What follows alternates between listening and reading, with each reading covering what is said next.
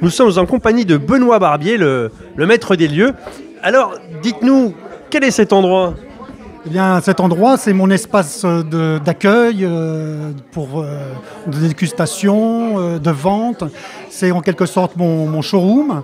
C'est l'endroit où je vais présenter ma production. Je suis vigneron, donc au lieu de faire ça dans mon village, eh bien, j'en ai fait un double ici à Lisbonne.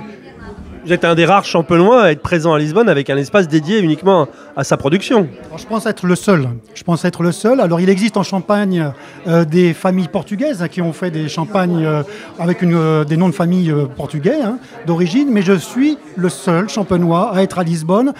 Parlant portugais, parlant anglais, et donc je suis une curiosité finalement.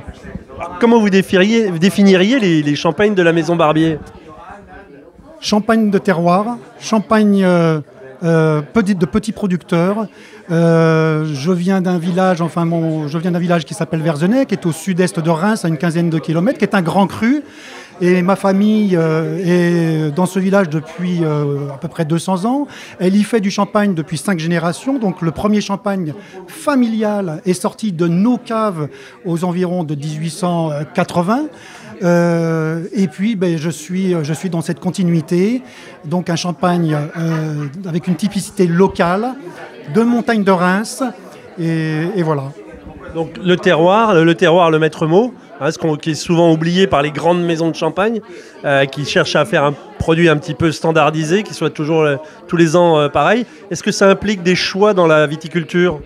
Oui, absolument, parce que faire le choix du local, et de toute façon, un vigneron, c'est forcément local, et il faut aller au-delà de ça, il faut aller vers l'excellence, et beaucoup de producteurs champenois, de vignerons, de mes collègues vont dans cette direction-là. On essaye de suivre un grand mouvement vers une culture plus raisonnée. Je suis moi-même donc titulaire de 2 agréments de viticulture durable, l'un qui s'appelle la viticulture durable en Champagne, l'autre qui s'appelle HVE, donc haute valeur environnementale.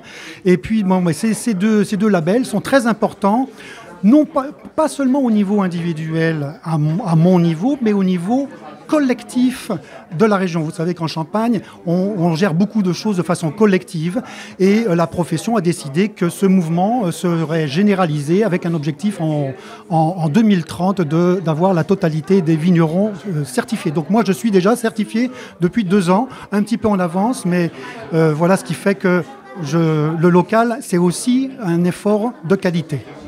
Et au niveau organoleptique, ça se traduit par des champagnes qui auraient quelles caractéristiques en termes de goût ? Alors, au niveau organoleptique, c'est bien évidemment avec beaucoup moins de... Par exemple, je n'applique plus d'herbicides, je n'applique plus d'insecticides, je n'applique plus d'antipourriture.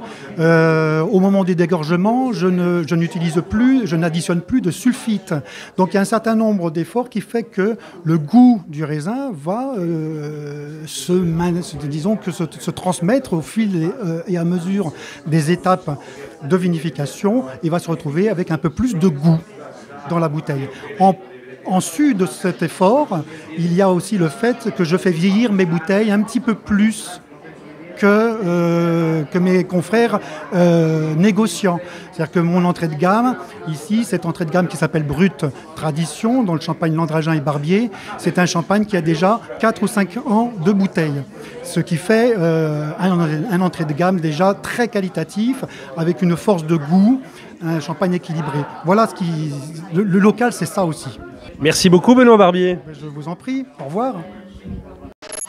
La French Radio, Portugal.